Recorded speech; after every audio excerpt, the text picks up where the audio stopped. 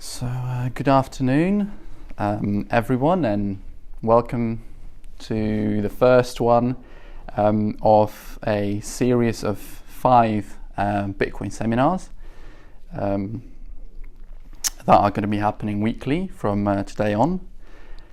A few words about myself to start with, sort of my personal story, really why I got involved with Bitcoin and why I'm standing here and talking to you.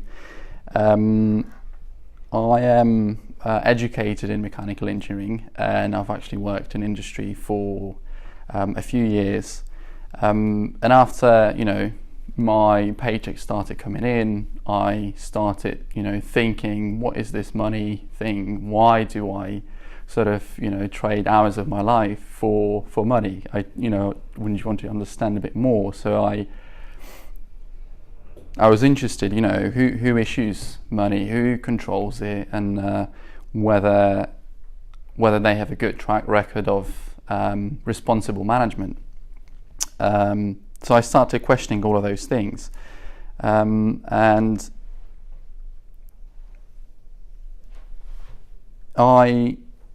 as I was doing the investigation about those things, I came across things like hyperinflation, debt-based economy, fractional reserve banking, Austrian economy as opposed to Keynesian economy, fiat money as opposed to sound money, and gold standard as opposed to petrodollar standard.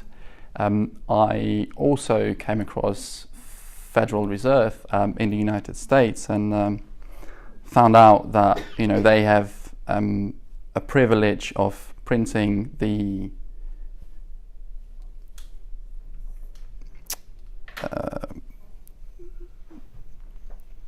what's the word for it, the the reserve currency of the world, and and I thought, isn't this unfair? Isn't how convenient it is for them, and how unfair it is on everyone else? So I thought there's just got to be a better way of doing it. And then I came across Bitcoin. So why Bitcoin? Bitcoin to me is an idea. It's a belief that sound money makes great civilizations.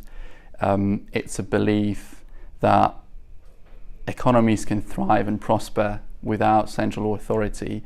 It's a belief that an intermediary is redundant, really, if two parties want to transact with one another, even though they're very far and don't trust one another. It's a belief in shared ownership and shared responsibility. And the emergence of Bitcoin in 2009 made this idea viable for the first time in human history. This is an unprecedented, profound sort of game changer. So unfortunately, this idea is only as good as the number of people that feel about it in the same way. So here I am talking to you about it and trying to share this idea and for your consideration. So before we start, we are at Grow Green Park. It's a community-driven, not-for-profit co-working. We still got room for businesses. So if you have a business idea, have a business, and you need room to grow, come and see us. There's going to be a survey at the end of this presentation, just for me personally to know how I did and what you liked or disliked about it. And there's going to be a Q&A at the end. So if you got any questions, just write them down, and there's going to be opportunity to ask them. There's going to be, as I said, 5 parts. Today we're talking about blockchain and mining. Next week, Bitcoin address and transactions. Then wallets, block explorers, forks, exchange platforms, tax and regulation, and best practice. Just a note on the level of technicality or the topics that we're going to be covering. we're really going to be covering or uncovering one level beneath the surface, one level beneath what Bitcoin is, without really getting our hands dirty with code. So this is really as far as we can go without getting dirty, with actually coding and doing stuff. So let's start with blockchain. If you consider distributed ledger technology as a kind of technology, blockchain is the first of its kind, but certainly by this point not the last one, because there's many other technologies already that try to achieve the same thing, like Hashgraph, directed acyclic graph, or others. The bottom line here is that the space is so dynamic that it is crazy. That there's so many ideas coming in, monthly. A basic building block of a blockchain data structure is a block, and it consists mainly of a block header, which is a lightweight and time-stamped summary of the entire block. So it's only very small, very small compared to the entire block. So it's very convenient for things like mobile devices. So that's why you can have, that's why you can use mobile devices. You can use Bitcoin on mobile devices because you can store the entire blockchain. An entire blockchain, by the way, is about 50 gigabytes of data a year at the moment. So I think the whole thing from the beginning is, 250 or 300 gigabytes of data. I'm not sure actually. The bulk of block is the list of transactions. So that's what most of block contains. And there's a few other components, but they're irrelevant at this stage. Specifically about the block header, there's 6 components there. First of them is just a software version number that the block was mined on. Then there's a hash of the previous block. We're going to learn about hashes today. There's a Merkle root. We're going to learn about Merkle trees, not today, but at some point in one of the later seminars. Timestamp and bits, we're going to learn about those as we learn about difficulty in targets later on today, and nonce, we'll also talk about nonce today. Generally, all the blocks in blockchain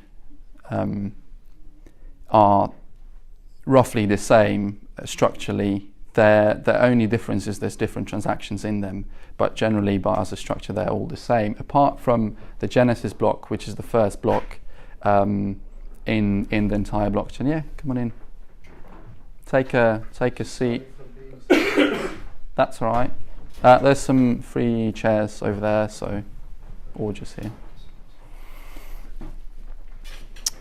So Genesis block has no reference to a previous block because it's the first one, and it's hard-coded in the Bitcoin implementation. So in the Bitcoin program, this block is hard-coded.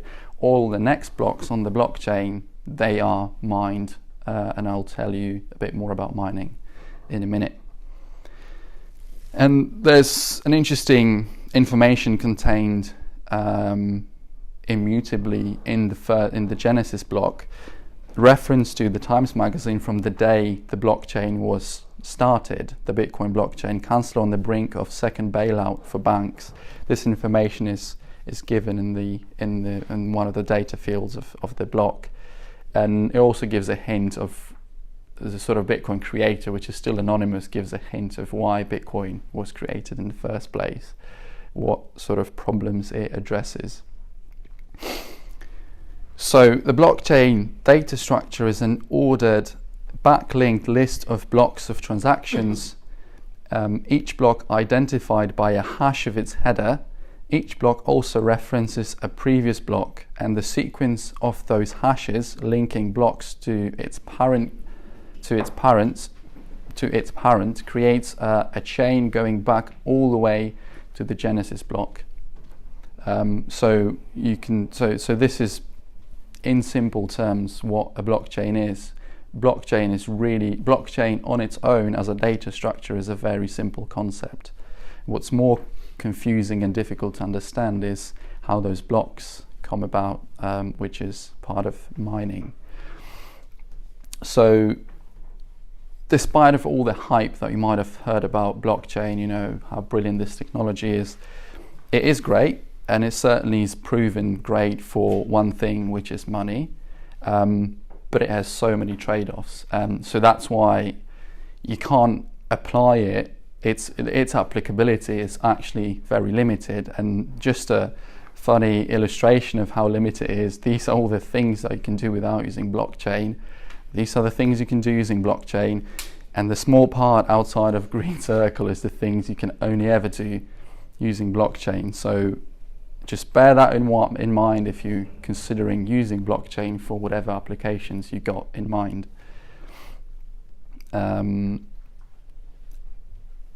There's this technological trilemma which is important to consider when thinking about why blockchain is, for example, limited in applicability.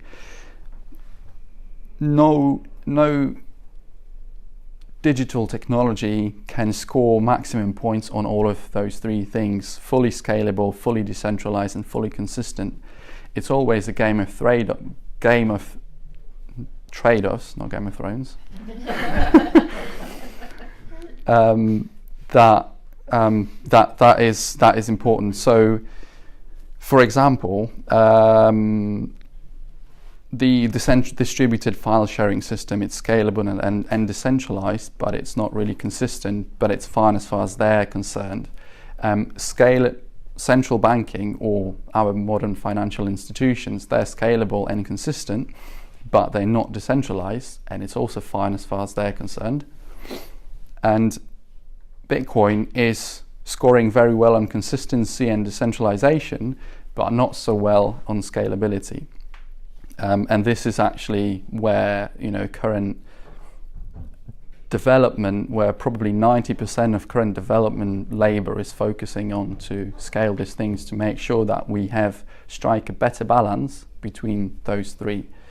So what is making Bitcoin not scalable, or why is it, in other words, why is Bitcoin slow? Because it is slow. It's the process of mining. And the primary reason for this, why mining exists, you know, why does this thing exist if it makes the system slow? Well, the system is slow to make it secure. Before we can learn what mining is, we need to sort of explain a few concepts related to mining. And first one of them is memory pool.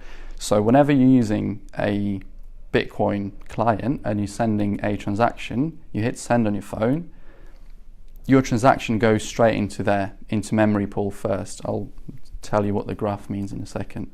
Straight into memory pool. And this is how your recipient sees immediately that you send them Bitcoin. But it's not until the miners pick up this transaction from the mempool and plug it into the block that this transaction becomes confirmed. So the memory pool is a limbo stage where the transactions are before they're confirmed, and miners pick them up from there. And every Bitcoin node keeps a record of those transactions, so that's why they know that there's some receiving transactions coming in instantly. This graph shows actually it's a transaction fee plot with time on the x-axis and the number of transactions in the mempool on the y-axis, and this is the spike in around December and January, where we had about 250,000 transactions which were unconfirmed in the mempool waiting for the miners to pick them up. But because the blocks are limited in size, they can only pick up about 1,000, 2,000 transactions per block. So this took time until they've been able to clear off the mempool. And there is a certain competition when it comes to fees, because miners typically prioritize transactions by fees.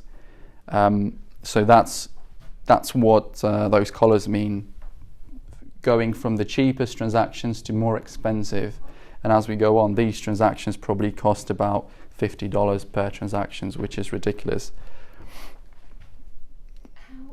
What do you mean there's a cost to the transaction? What exactly does that mean? Does it mean the amount of the transaction? I think it's more appropriate because I'm going to be talking about transactions, well, actually not today, but I'll explain that in detail on one of the next seminars, okay? There's a bit more to it, and I can quickly explain. Another concept that we need to understand is hash. So hash is a cryptographic function, and Bitcoin uses for those sort of aware of what hashes are. Two hashes, SHA-256 and RIPE-MD160. In simple terms, what a hash is, it's a function that you can run any message through, and it outputs a number which is consistent in size, but always different for different messages. So the hash is this thing that you can see here, and the green thing is the message in the inverted commas. So the hashes have very important properties. They are deterministic. So like in this example here, I run the message A through the hash, and both hashes are the same.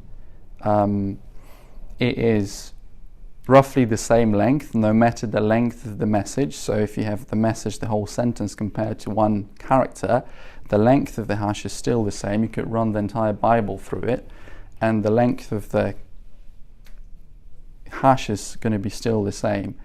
And it's impossible to correlate two hashes of similar messages. So as soon as you change only one character in a message or in the entire Bible, you delete the period at the end of it, it's going to change the hash entirely, and it's impossible to correlate even if the messages are similar. And another concept is nonce. And whenever you hear nonce, think arbitrary number. So it's just a random number.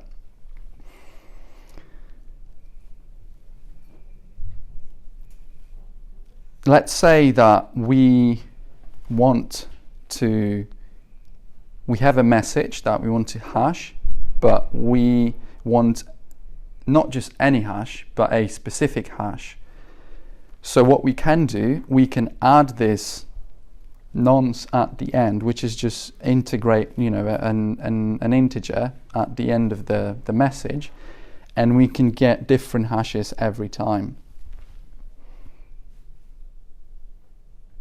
Now, let's say that if we have this message and we have some requirements for the hash. Let's say that we want hashes that start with 1 0 or 2 zeros or more zeros.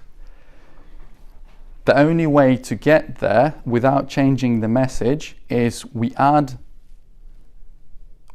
increment the nonce at the end, so we just add more random data to it, and we get different hash every time, and we do that until we get the hash that we are happy with. So notice that I had to increment through 17 nonces to get to 1 0, 1 leading zero, 741 nonces to get to 2 leading zeros, and as there's more leading zeros, it's far less likely to get this such hash. So I needed to churn through 40 million of those nonces before I got to this hash, and that took me 70 seconds on this laptop.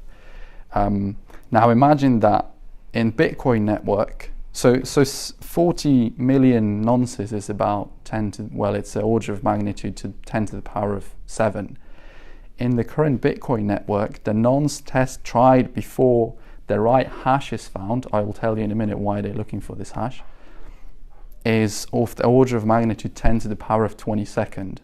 So there's immense amount of computing power that's going directly into trying those hashes, trying, billions and billions of those hashes to get the right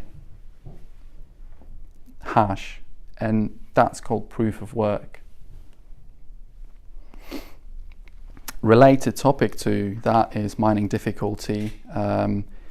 It's a relative measure of how difficult it is to mine a block. And difficulty and target are inversely related, so the higher the difficulty, the smaller the target, the higher the difficulty, and they're both derived from bits, which is the information stored in the block header.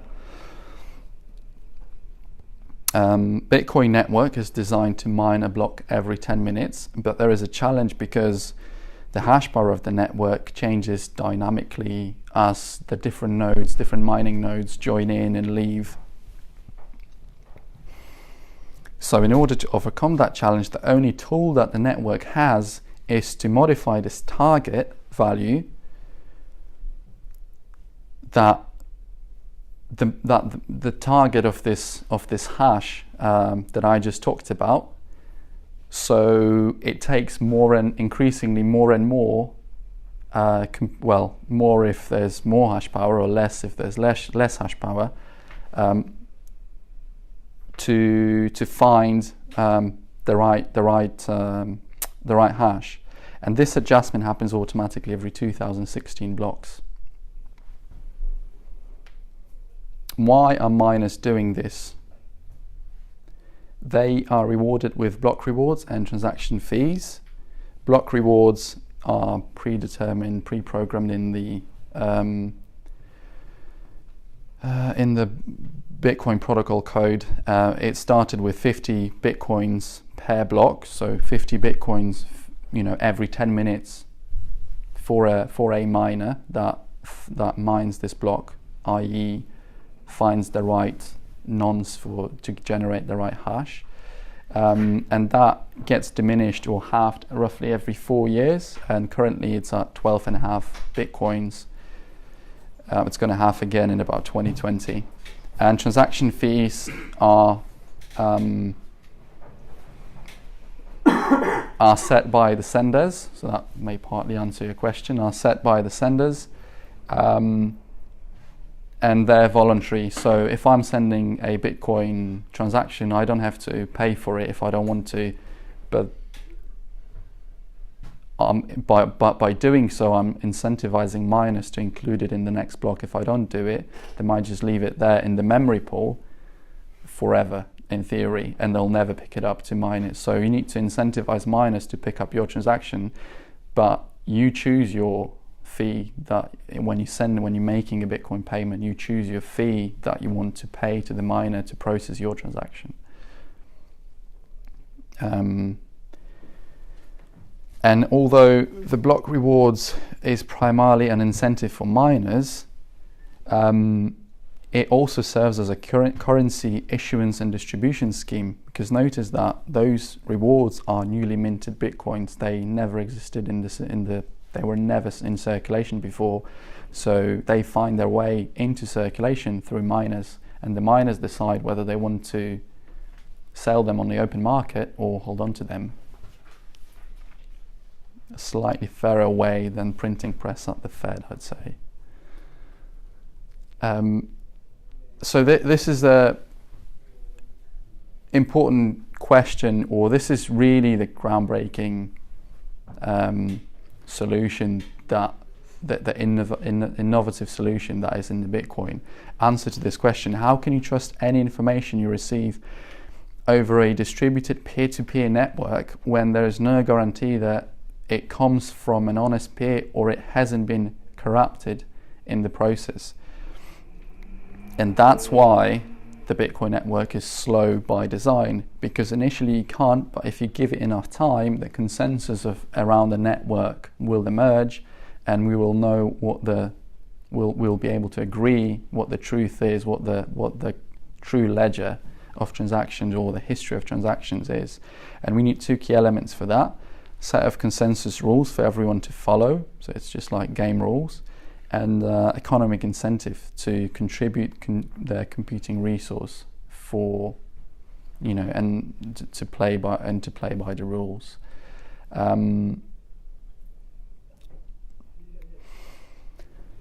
So this decentralized consensus, and in cases unclear, consensus just means everyone agrees on the single truth. There's no discrepancy on the entire network. So in order for this decentralized consensus to emerge, there needs to be an interplay of 5 processes. Independent verification of each transaction by every full node. So every full node, when they get a transaction, they have a checklist, and they see if this transaction is valid and relay it further if it is, and discard it if it isn't. Independent aggregation of those transactions from the mempool into candidate blocks by the mining nodes. Demonstrating the proof of work, so they demonstrate that they did the work to append the block to the blockchain, and independent verification of a new block by every node, and independent selection, which is also a key, by every node of the chain with the most cumulative computation demonstrated through proof of work. This is probably not very clear, but we'll be talking about forks, and I'll explain why this is. You'll understand why this is important. So mining is an activity that secures Bitcoin system and enables the emergence of network-wide consensus without a central authority. So if we had central authority, the clearinghouse, they would do all that job. But this is just a programmatical way to achieve the same thing. So to have a clearinghouse, or to do a clearinghouse's function without the clearinghouse.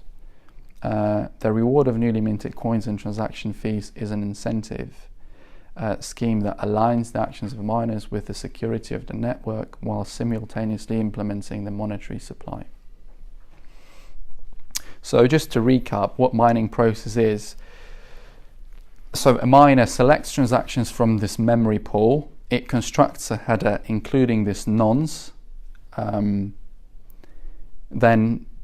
the miner increments the nonce and hashes the header until he found a hash that meets the target, which is the proof of work. Then he broadcasts the block with this with the nonce that he found that meets the hash target, and he starts over when him or anyone else had broadcasted a new block. That's what mining facility looks like. It's pretty boring, lots of cables and hardware. This device there costs about £500. The Bitcoin network as of today runs on about an equivalent of 4 million of those devices. Just to give you a scope, it weighs about 8 kilos, so it's pretty big. And in order to have a chance of mining just one block a month, you would need about 1,000 of those devices. That's how competitive mining is these days. Back in the days, you could probably mine it on a laptop like this in 2010, but not today. And is it profitable? It depends on many factors.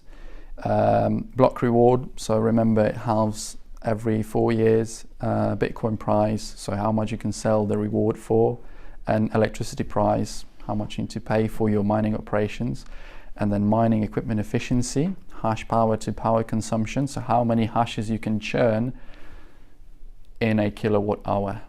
That's what it means. Time equipment remains operable as opposed to its cost, and the pool fees if you're using a mining pool.